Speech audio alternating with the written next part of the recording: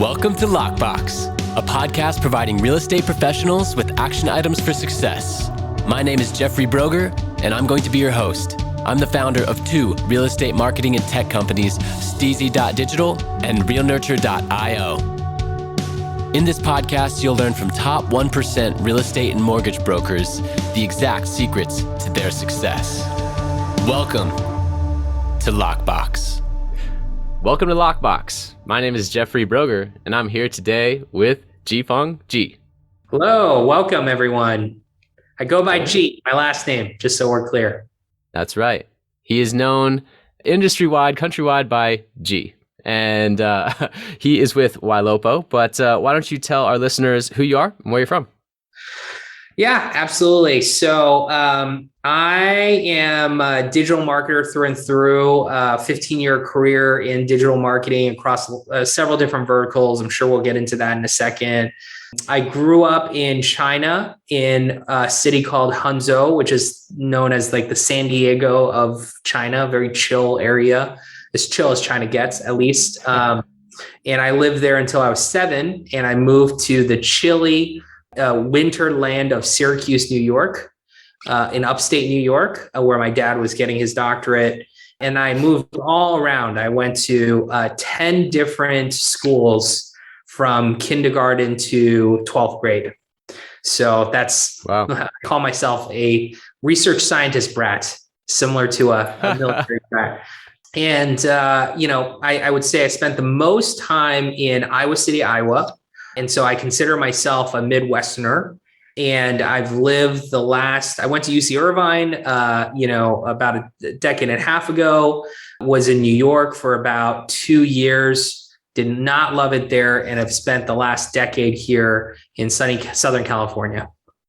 Love it. And what got you into the real estate industry in the beginning? Like, what was your first exposure to the power of real estate? Yeah, it's a good question. So I happened onto real estate by accident, I would say. So in 2009, I was looking for a startup experience here in Los Angeles. I wanted to move back. I had gained a considerable amount of traction in understanding digital marketing in the for-purchase education market. So these were like Kaplan University, those type of universities that were for profit. It was at the time probably the pinnacle of digital marketing, performance marketing.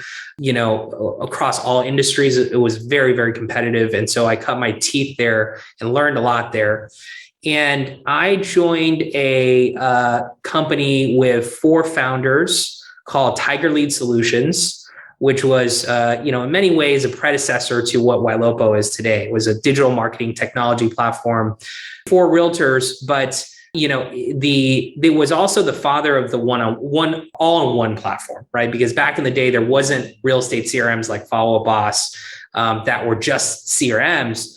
In order for us to build a digital marketing technology platform, we also had to build out a CRM ourselves. So we called that system an all-in-one system where we generated your leads, nurtured your leads, helped to communicate with those leads and organize those leads with CRM, right? And so from that concept birthed Boomtown, Commissions Inc., Sierra, Chime, a lot of other companies of that kind of category. I joined TigerLead as a digital marketing manager and was lucky enough within a year to become their VP of marketing.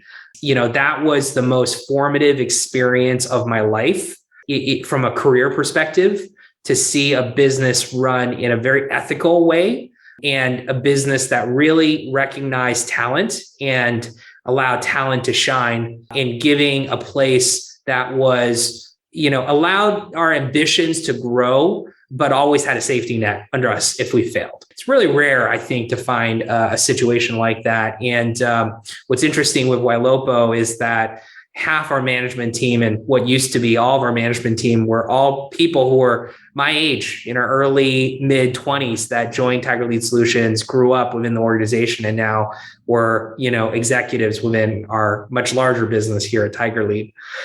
At TigerLead, we primarily did Google PPC marketing. We managed back in the day, probably about $500,000 to $1 million of media a month, which made us hotshots in the real estate world at that time, obviously. Yeah. What year is this? What year is that? This is 2010, 2009, 2012. Yeah. I mean, you were absolutely on the leading edge, like top in the world for real estate marketing at that level at that time. Yeah. That was the time when Google would come and take us to the Lobster and we would chow down, that was when we had the personal attention. Yeah. So it was an amazing time. And we really mastered understanding the relationship between how important a great home search experience is with the bid technology, ad technology component combined with home search, right? The relationship between the two, how critical it is. I think we were really the first ones to understand, how to fit those two pieces together really powerfully. And back in the day, when there was not a lot of competition in the space, we were seeing cost per leads of $6, $6.50, conversion rates of like 10 to 12%, insane numbers today. And we'll tell the story of how we've even evolved since then. But numbers that, made our clients very happy, made them a lot of money. And we had a lot of the biggest teams in the country on our platform. We sold that business to Realtor.com in 2012 to Move Inc., which was the owner of Realtor.com. And at the time, we had about 2,000 real estate teams on the platform. Maybe, actually, that's not true. Maybe 1,500, I would say. Maybe the highest that TigerLead ever got to within Move was about 2,000 teams. At that time, TigerLead was viewed as a important component of the Move strategy because it was about providing software, not just leads to agents, right? And so we were glove in hand fit with Top Producer and a number of other acquisitions that they had made. Unfortunately, when News Corp purchased, Move and Realtor.com, they had a pivot in strategy, which is that they wanted to be a media company. And so the TigerLead brand was, in my opinion, neglected and ultimately was deprecated and sold to our biggest competitor, Commissions Inc., which, to be honest, still leaves a bit of a sour taste in Howard in my mouth to see a company that we really loved kind of, get sold and then die within 3 years, right? It's never a fun experience. But we learned a lot. And in the early days of Ylopo, we meandered a lot of different directions of what type of business we wanted to start. And where we ultimately landed was that we wanted to build an ad technology platform that could run scalable media, like hundreds of thousands of dollars of media in a fully automated way for different industries, starting with real estate, which is the industry, obviously, I knew the best at the time. Right. And so we actually became a vendor for Move for about 2.5 years, maybe even 3 years, where we were spending $700,000 plus of media on their behalf to generate leads as a vendor for the Move ecosystem because they didn't have that expertise, right? And so once we developed that ad tech and once Realtor.com moved on to become a media company, that was when Ylopo really became a retail business where we were targeting agents and teams to use our full suite of technologies, right? What was different at that time, as we were coming out of that period of kind of working very closely with Move and TigerLead and then being on our own, was that we realized that there were a lot of people in the industry doing Google pay-per-click marketing and doing it very well. So what year is this now? This is 2015. Oh yeah. In that 5 years, everything changed. I mean, people were fully like on board with Google and, Facebook ads, starting to try and like either pay for media to be ran for them, run their campaigns. Like you guys had kind of proven the model and then everyone got in, right? Everyone got totally in. Different landscape. Totally different landscape. But what was interesting was that the vast majority of the media we saw in the landscape was happening on the Google side. And there was still this rep within the Facebook world that Facebook leads suck, right? They're long-term nurture, they're back contact information, all that kind of stuff.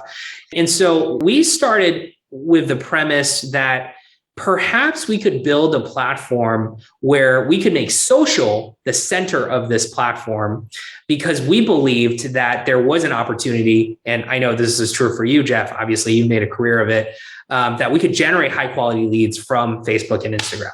Right. Mm-hmm. And that was not the prevailing opinion of the major portals or of teams and agents at the time. That was something we had to convince them of. But it also meant that we were somewhat in our own lane on the Facebook side, that no one else was kind of doing the technology we were doing. And we were fortuitous to have two things develop within the Facebook ecosystem that became game changers from a lead generation, lead quality perspective. The first was Facebook lead ads. A Facebook lead ad, just for anyone who doesn't know, is a form that instantly loads within the Facebook environment when someone clicks on it, that extracts the contact information of the consumer into the form from their Facebook profile, including their name, email address, and phone number. And all the consumer has to do is click a couple of buttons. They don't have to type anything in, and they can become a registered lead. And by and large, because consumers don't change their phone number or email address on their Facebook profile, the contact information of those leads were very high, right? So all of a sudden, Facebook went and solved one of the biggest problems with Facebook leads, which is that consumers put in fake information. And they did it by pulling the data straight out of the Facebook environment. The second major change was that they launched a product called Dynamic Ads for Real Estate. And what that product allowed consumers to do was what companies like us to do is to bring all the MLS data we had from our various clients into the Facebook environment and use different metadata, use different microsegmentation to put the right listings or group of listings in front of consumers so that they can view not just one home, but a catalog of homes that they would be interested in. And Facebook, having more data than anyone on the planet about a consumer, can make sure that if there were 100 client or listings that a particular consumer can see, what are the top 5 they're going to show that person that's going to get them a click-through rate, right? And what was revolutionary about Dynamic Ads for Real Estate was that, one, we could have an evergreen advertisement campaign, right? Because listings change all the time. We never had to turn off a campaign. We would just feed it with more and more listings. And for those of you who are, maybe more sophisticated on the advertising side on Facebook, evergreen campaign has a lot of advantages because the campaign self-optimizes over and over again. And you're never resetting the learnings, right? So it had advantages on the new lead acquisition side. And then the second part, probably even more valuable, is on the lead nurture and lead engagement side. We could take an entire database of, say, agent who had generated 10,000 leads, bring all those leads into the Facebook and Instagram environment, and use the data of what that person was looking at to now serve similar properties on their Facebook feed that they were interested in before. And the click-through rate on those leads were insane. And we were seeing that we could get a lead to essentially re-register into a new opportunity. So this was an old lead in your system that you had already purchased. We could get them to re-register onto your website again for $1 per lead, right? So a new Facebook lead, doesn't matter how cheap it is, let's call it $3. That's pretty crappy Facebook lead by most standards. It's still more expensive than the $1 you spent reviving a lead in an old database, right? And so we were really pioneers in the idea that the industry had spent so much money buying new leads, and obsessed with new leads, right, that they had built up these large inventory of archive leads, essentially, that weren't doing anything for them. And so if we could bring those lead databases alive for remarketing technology, then those have the highest probability of becoming immediate deals for the agent, right? Yeah. And then I want to stop you there. I obviously, want to stop. We've covered a ton. I mean, this has been already a masterclass in real estate digital marketing. And so I just want to stop you there and talk about the importance of remarketing. Yep. So in today's landscape, even 2022, when I onboard a client, I continue to reiterate the importance of the all database export, because those are the people that you've already interacted with at some point in the past. You've already paid for those leads and they've died or, been archived or whatever. And I always tell them, like, in the short term, everyone wants fast results, right? Yeah. Well, in the short term, those are the ones that are most likely to reconvert and actually become a buyer and a seller because they already know, like, and trust you to a degree. You're just reminding them, you're getting back in front of them. And so that's such a big key, is that remarketing and the power of Facebook and social media to do that. Because when it comes to remarketing on Google, there's always been different levels of limitations. And moving forward with them talking about deprecating cookies further and really limiting the ability to even remarket based on like YouTube engagement. I'm very curious to see how Facebook continues to do it moving on. But man, Facebook remarketing, what a game changer, right? Yeah.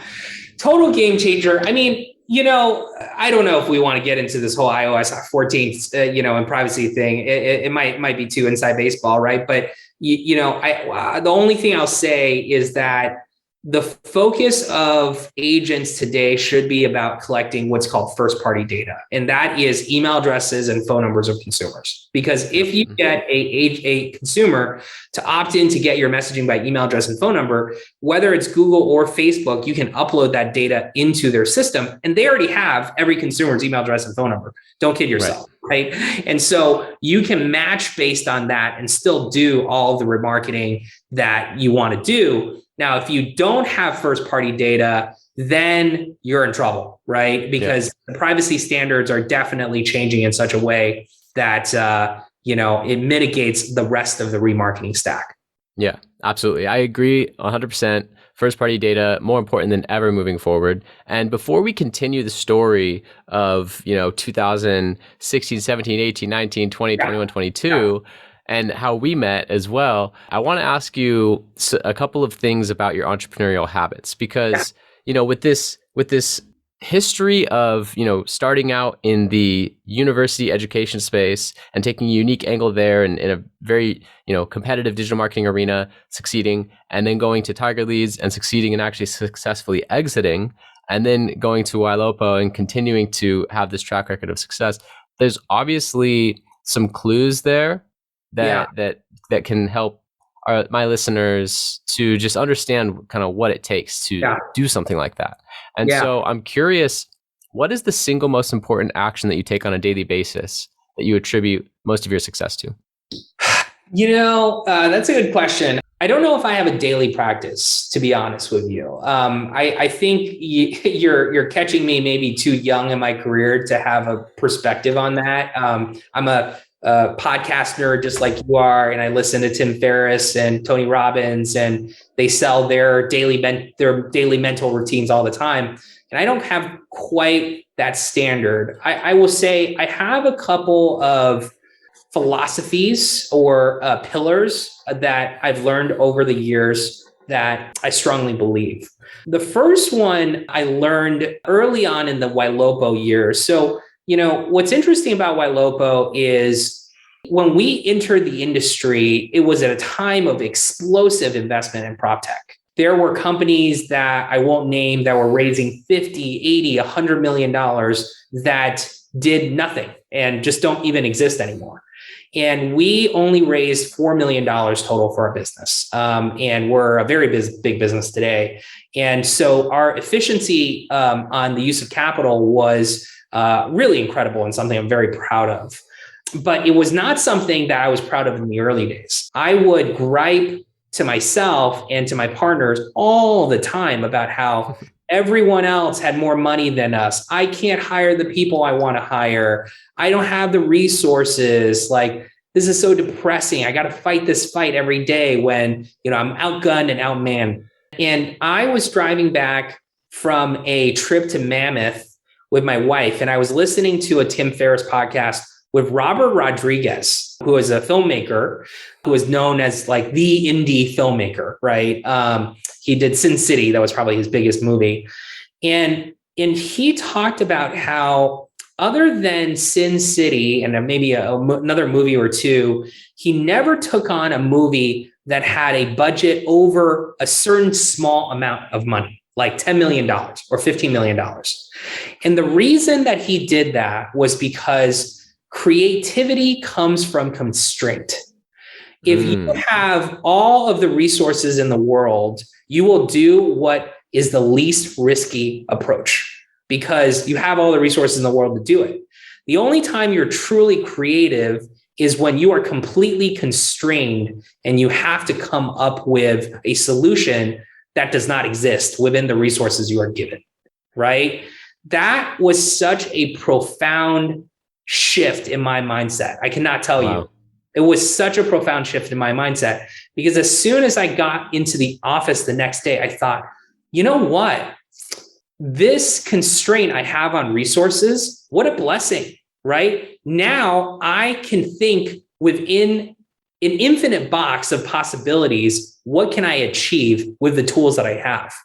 And it was really after that shift that I would say our business took off. We got lucky. We discovered certain things. We did certain things right. Don't want to discount the work of the team.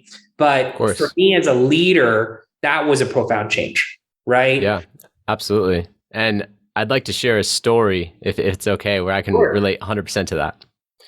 So when I was growing my agency, this is probably about late 2018, early 2019, I decided to join a mastermind. These guys that were closing high ticket clients online, and they're making $1 million a month doing it. Yeah. And I said, that sounds like what I want. Like, I want what you have. How do I do it? So I joined this expensive mastermind, and some of the things I thought I was going to learn these amazing like tactics and one-liners and these headlines and, get their webinar that works and all this stuff. And really so much of it was on mindset. And one of the things that they said is pretty much exactly what you're saying. They said, do contemplative thinking at least like 30 minutes to an hour a week. Yep. And put constraints on your current business. Throw out impossible caveats like, how do I hit my revenue goals this month without spending any money in ads? Right? And apply constraints during that creative thinking, and then write down the solutions that come to your mind. Yeah. Such a valuable tool, such a valuable way to think in terms of not like, oh, what I don't have, but what I do have, and then even constraining it further. Yeah. So interesting. It really does spark that creativity of, oh, well, this, and all of a sudden all these things come to you when you're not saying, oh, woe is me, I don't have enough money, resources, capital, this and that. And Tony Robbins sums it up as, it's never a lack of resources, but a lack of resourcefulness that leads to companies or people failing. And so I love that concept of constraints, and it totally reminded me of this mastermind I joined. Yeah, that's interesting. I think in many ways that if you're the creative driver of a startup, that is it. The heart of what we're talking about is constraint, right? The second thing I would say that's very interesting is I think it's very important for entrepreneurs to understand why they're starting a business. There's a lot of people that want to start businesses for reasons that I don't think are, correctly thought through. Probably the most common is I want to get rich. If you want to make a lot of money and you're really smart, go and become an investment banker. Become a hedge fund guy, right? Like if you're smart enough, go to law school. Like there's a lot of very low risk ways for you to make a lot of money.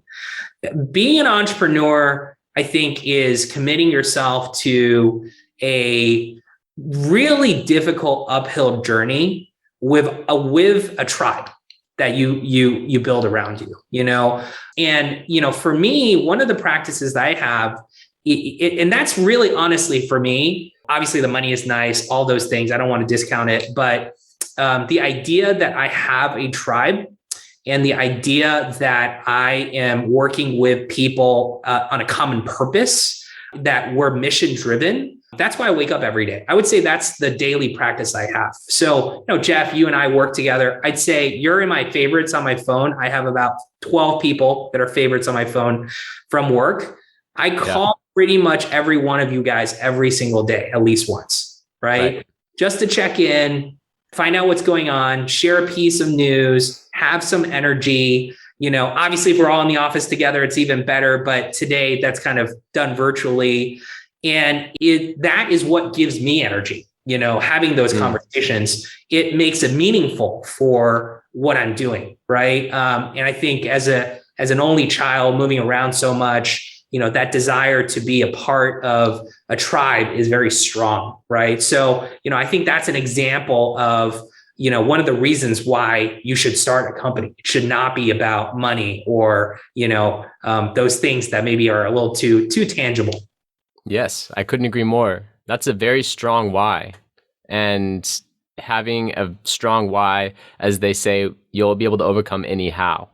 So having that why to build this tribe and be around like-minded people and be connecting often and be working on projects that matter and that are shaping industries and doing it together with others, that's a huge why. And that's a great reason to start a company. So I feel like that will then continue whatever happens in the future with Ylopo, even on a next venture, like that same drive will continue with you. You want to be around people that are doing things that are meaningful and doing it together. So yeah, that's definitely a trend or a habit or a way of thinking that is so separate from, oh yeah, I want to, start a company. Like there's a ton of money in real estate, like this, and, just looking at it like that, you're going to get snuffed out in the first year because starting a company is very hard, and even getting a real estate license and starting a real estate business from scratch is hard. So I love that. So now let's pick up the story. Now you're in Ylopo. Yeah, you've created some ad tech. You have a couple $1 million that you've been able to really conservatively use to create some amazing products on both Google and the Facebook side. Yeah. And then why don't we kind of fast forward to us meeting and then kind of catch up to today? Yeah, sure. So, we had for a combination of obviously, great product market fit, but also a ton of luck that we doubled every year from 2016 through last year. So imagine that your business is 2xing every single year. And it was such a challenge because it broke every system and process that we put together every 3 to 6 months. Even today, we haven't solved a lot of problems in client services, especially how we work with our clients, educate them on all the tools that we have. Those are still things that we're struggling with on a daily basis, right? I think most high growth companies do.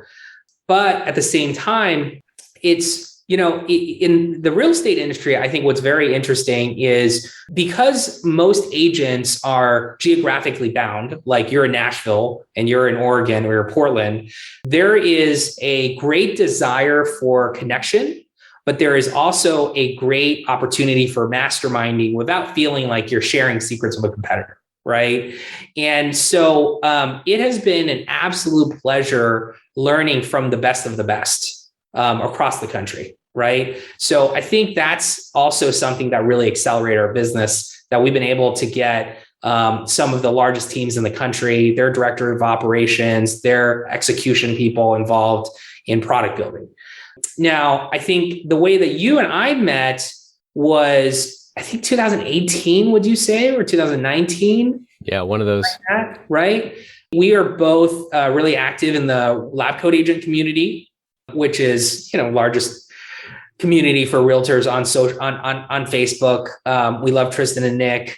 And so we met at one of their conferences, and I immediately gravitated to you because you were running geofencing ads all around the conference. And I would go on my Facebook, and there you were with your, with your ad. And I was like, all right, this is someone who knows what they're doing. And so I always had in the back of my mind that, hey, perhaps there was an opportunity for us to work together. I think that thought didn't really mature until maybe a year ago, right? Not even less, maybe eight months ago, something like that, when we really kind of started talking about collaborating together. Yeah, maybe you can tell me from your perspective, what sparked the interest in finally, you exploring working with us. Yeah. So to pick up where you left off, it was in a time when with Facebook ads, you could go down to 1 mile around a specific address. Yeah. And my thought is I'm the owner of a digital marketing agency that helps top 1% real estate brokers with, automated lead generation and follow-up. A very similar value proposition as Ylopo. And I'm at Lab Coat Agents Live with 200, 300 top agents from all over in, a couple hundred square foot space. So why not run that ad, right? And then of course, he's talking to Howard like, look at this ad, and I'm like, oh, that's mine. And the conversation ensued from there. And, after that, I remember Howard said to me, he's like, G and I were talking about AI and natural language processing and this and that. And Howard's like, man, we would love to have guys like you on the team, but, I know you got your own thing going on. And so we just kind of left it at that and, saw each other, added each other on social media. And then fast forward like another year, maybe 18 months even, I was on Clubhouse speaking in a room, and Barry Jenkins, it was like afterward, oh, hey, I remember meeting you at Lab Coat Agents Live. Like, Ylopo is looking for a social media innovation consultant, right? And so that was kind of like the initial role. And so we got in touch, G and I got in touch, and the prospect of having an influence on over $1 million per month media ad spend and having, the ability to test copy and do the things that I've been doing on a smaller scale and with a larger budget and larger exposure was very interesting, right? Like, who doesn't want to be a part of something that's bigger than themselves? And to have bootstrapped a company and then be recognized for the work that I had done was also, not only flattering, but also something I wanted to be a part of. So we followed that conversation, started out with some social media ad consulting, and now it's actually almost a year to this day, like, February, March of last year, we started working together. And what an awesome tribe you've built at Ylopo, right? I mean, I still have my agency and you've allowed me to have that, but working with Ylopo and just being on this amazing journey with so many young, sharp, like-minded people, it's been incredible. Something that myself and my small agency, like, we don't have that similar level of energy and I don't know, just overall commitment to excellence in every area, and the freedom, like you said, to explore things. But then there's like that safety net if you fail, and we can then like move on to something else, and we all help each other out. So the number one thing that I've really liked most, like, we've had some amazing breakthroughs last year, right? And we've worked on some really cool projects and some amazing things that I think will help shape the industry moving into the 2020s. I mean, we're really doing some incredible work, but the biggest thing to me has been culture. Like, having that culture at Ylopo, it's super rare, and I talk to a lot of other Ylopo coworkers about it all the time. So that's kind of the story of like catching us up to today. Now I'm kind of living in both worlds, where like I have this smaller agency that we specialize in custom stuff. Like, if a big broker wants me to write a script for a YouTube ad and bring it to market, like, I can do that, right? And if instead they're like, oh, I want to run this complex Google ad campaign, this and that. In fact, I've then introduced them to Ylopo and like helped make that introduction, because there are certain things that Ylopo just excels at, which is the scale and the ad tech. I mean, second to none, right? Yeah. So it's really cool to now be kind of like living in this world where I'm able to add value in both places. And hey, there's abundance all around us, right? There's plenty of clients out there for everybody. Yeah, well said. And I really appreciate that. I think, culture, someone told me, which I forgot who I can attribute this to, but I really like, is the set of spoken and unspoken rules we decide to behave toward each other. And, I tell everyone I interview, I value three things in our cultural pillar. I value respect.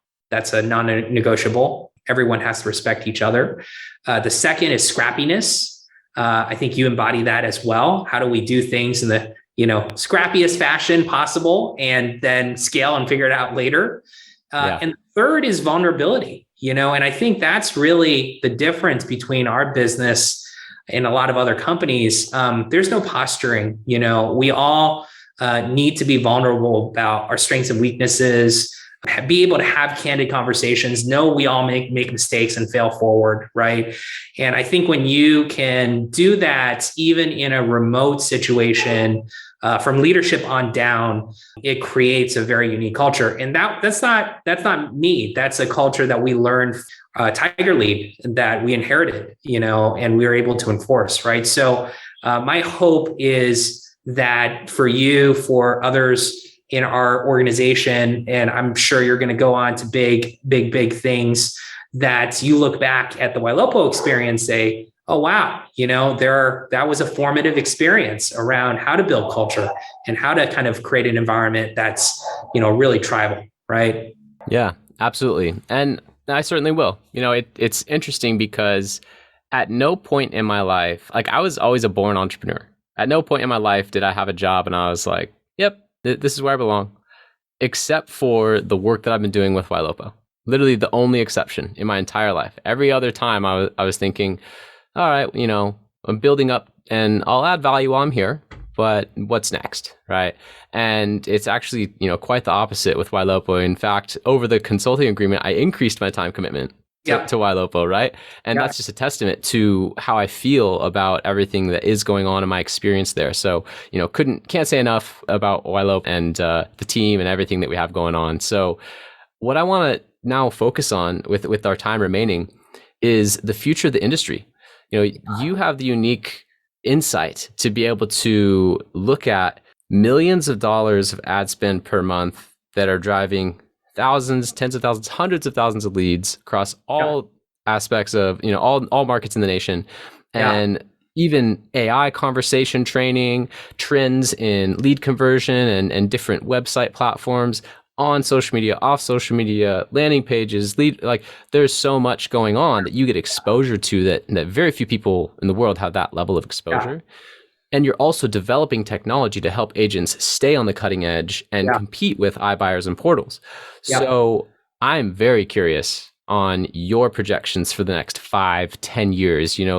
Will the real estate transaction be mostly automated by 2030? Where do you think this is going, in the 2020s? Yeah, I would say I don't feel qualified to opine on the industry as a whole. I feel like I can speak to the digital marketing component to it, but there's a lot of change happening to the industry for sure. If you talk to different, experts, they will have different, kind of opinions on things. And, I don't feel confident as a digital marketer speaking to something that maybe a CEO of Sotheby's or KW or whatever could speak to. That being said, I would say on the digital marketing side, Zillow and Realtor have won. And the way that they have won is they have replaced the concept of generating a lead with the concept of giving you an appointment. Agents do not care about leads anymore. They don't want to follow up with 100 people in order to close one deal. Right? They want to get 10 phone calls and have one of those phone calls or two of those phone calls turn into people who want to buy houses and then go out and sell those houses. Right. And what Zillow and Realtor have proven is that they can charge an exorbitant price, 35% of your commission now, could be 50% in the next couple of years, in order to create those teed up opportunities, because agents just don't want leads anymore. They don't want to grind out the effort of producing results from having a very big funnel and then bring that funnel down, right? Yep. And so at the same time, if you are not Zillow or Realtor.com, the leads that you produce are still leads. They're all contact information of consumers who didn't raise their hand and say, I want to talk to a consumer. And so I think the challenge for the non-Zillow Realtor ecosystem of tomorrow, which is the ecosystem that you and I live in, is how do we take these classically generated leads that we have produced for decades and now turn them into appointments? And I don't want to get ahead of ourselves, but this is where you and I have been doing a ton of work and research into, where we're now running ads where our main call to action isn't fill out a form anymore. It's call us. You want a showing on a property, it's going to sell in 6 days. Call us right now, right? Mm-hmm. And that requires us to not only generate the advertisement in a lot of sophisticated ways that we won't get into today, but it also requires having a really good call center, right? Right. So Ylopo actually spent a year developing call center technology, over 2021 coming into 2022, because we had to generate phone calls coming into our system that we can turn into appointments for agents, right? Yep. And that trend is, I think, going to accelerate, meaning that there's going to be plenty of people who want to leave the Zillow and Realtor.com world for the obvious reasons, which is they're not making money. All of the profit is going to Zillow and Realtor.com. But the alternative they want to find is going to be one where they also get appointments. And so this is where I would say Ylopo is spending the most amount of resources today trying to figure out, which is how do we move away from a model of teeing up these leads with low probability of closing and then coming back to you with a very small subset of opportunities that are already set up appointments for you. Right. Would you agree with that? Are you thinking the similar vein? I am. And I love how the way that you described it. Realtors and mortgage loan officers, they no longer want the top of funnel 100. Yeah. They want the middle or the bottom funnel 10. And then, of course, the closing, which is the 1, with the 1 to 2% conversion rate it being assumed on a digital marketing lead, which is pretty standard, right? And so they want to be removed from that top of funnel portion, and rightfully so. I always thought that was a better, more elegant model anyway. My background in direct sales, working for Cutco as an 18-year-old, I hated the follow-up. The follow-up is the worst part. Man, you gotta, keep all these detailed notes and these conversation notes, left message, this and that, and do all this tedious work to just get the appointment. And then once you have the appointment, awesome. Well, now I know my numbers. Now I know that, 9 out of 10 are going to show, 6 out of 10 are going to close, right? Like then you can break down all your metrics, but the call to set ratio and that work is the hardest part and the most grueling part as a sales representative to do successfully. And so, for a while I've been thinking about how to take that off the agent's plate, how to bring that in-house, with my agency. And on that same token, like the agent will pay more for a qualified prospect rather than a top of funnel lead. Yeah. So 100% is where it's going. And gosh, talk about meaningful work. What I talked about earlier of like the work that we're doing at Ylopo together, with this inbound call thing, I mean, it's really going to reshape how, especially social media ads are purchased in real estate. It's amazing, like the early results. Yeah, I can't wait to bring this stuff out to the industry. And that's the fun part of the job, right? You and I in the organization, I think, have one of the most fun jobs we get to create, right? That's right. And, I really do think we're onto some things that are industry changing. But I'll say one last thing about what the follow-up of the appointments concept is that while we are creating appointment opportunities for agents, we are doing so with the agent's brand. This is not happening with Zillow. This is not happening with Realtor, right? It's important. Your brand on the advertisement, right? And so the sense of we're a technology provider, I think if you talked to Howard and I and said, what is the mission of Ylopo? It is to arm the tech-enabled agent with the tools to combat against the big guys. That's what we're trying to do, right? And so all of the things that we mentioned here, yes, we want to generate more appointments for you, better leads, all that kind of stuff, but it's all going to be owned by you, right? That's the difference, and that's the future of what we think a tech-enabled agent will be all about.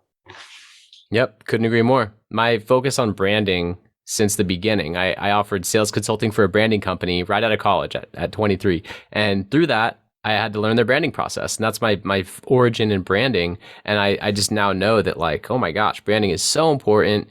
Here's how you build it over time. Got to be consistent from day one. And so actually from day one with my agency, that's been the focus is like, we're not going to build this database of leads for Orange County and sell them to you and sell them to this agent and sell them to that agent. We're going to install a system in your business branded to you. And like, that's where the traffic's going to come through so that from the first impression, they see your brand. right? Yeah. And that's always been a focus. I think 100% that's going nowhere. That's even more important nowadays. And so, yeah, hit the nail on the head. Awesome. So is there a question that I should have asked you or anything that you'd like to expand upon from earlier? I'd say the only other piece of advice I would give to fellow entrepreneurs is to have a consistent perspective of self-growth. The day in the industry, because of the amount of innovation I do, right? A lot of people give me false credit for being a genius. And I hate that word when someone says that to me, because I think of a genius as someone who is at the top of their craft and can not grow anymore. That's not me, right? I don't know anything about a lot of different things. And so every single day I am looking to improve. And that's why I listen to every podcast, I read books, I watch different programs, because I want to be learning and growing every single day, right? So even if you're at what you feel is at a plateau for yourself, you've achieved a level of comfort, you are happy with your life, having a perspective of self-growth, I think that's a commonality that every successful entrepreneur would tell you is true. I agree. So there's two big cognitive dips in most people's life, and that is after they finish school and when they retire. For me, I just took off with my cognitive, level of everyday learning after I finished school, because as an 18-year-old, I realized through Cutco, once again, like huge credit to them, they made me believe that through personal development, I would then become a more valuable person, and then I would make more money, right? I would be more successful by who I became and the value that I brought to the world. I bought into that belief. And so once I kind of finished learning like what everyone was telling me to learn, now I had all this time to learn what I wanted to learn. And from that, after year after year after year of books and podcasts and masterminds and just continuing to invest, now I'm who I am today. And to your point, it's not where I'm at the peak of my game and, I'm good to go. Like I'm just going to stop, because I feel like that is the most dangerous thought. Oh, I'm going to sell a company and then retire. It's like, if I came in there, you were there, you were at the top of the mountain, right? Right. You think you're at the top of the mountain, there's only one way to go, and that's down. Right. Exactly. So instead, if you're going to, exit and have $100 million in the bank, now you can go focus on, passion projects or some true, like meaningful world shifting work that you've wanted to do. And that is a different shift as opposed to like, yeah, I'm going to go sit on a beach, right? And like, just retire, shut it off. There's a reason why people oftentimes, if they work till they're 65 and retire, unfortunately, they pass away within 2 or 3 years, because now they're not engaged. They don't have a purpose. They don't have anything they're working on, right? So I think it's super important, to your point, to always continue learning, always have that insatiable appetite for growth. So great point. And lastly, how can our listeners contact you? Well, if you are interested in learning more about Ylopo, I would say go to ylopo.com and request a demo. It's really easy, 5-second process. I don't know how many listeners you have, Jeff, but I will give out my personal email, and hopefully I don't get bombarded, because I did this on a webinar, 2 weeks ago, and I got like 100 emails. But if you did want to contact me personally, my email is ge@ylopo.com. There you go. G from Ylopo. Really awesome having you on. I appreciate us connecting about digital marketing, everything in real estate, property technology, all the things that we have going on together, all the visions that we have for the future. I mean, it's really exciting and great to be working with you on a daily basis. So thank you so much for joining me. Here, it's been my pleasure. Thank you for listening. If you want to accomplish your real estate goals, then I highly suggest downloading my free Ultimate Real Estate Goal Setting Framework. The link is in the description of the show, and it will help you break down your annual income goal into the amount of phone calls, appointments, or open houses you need in order to achieve that goal. Thank you so much, and we'll see you next time.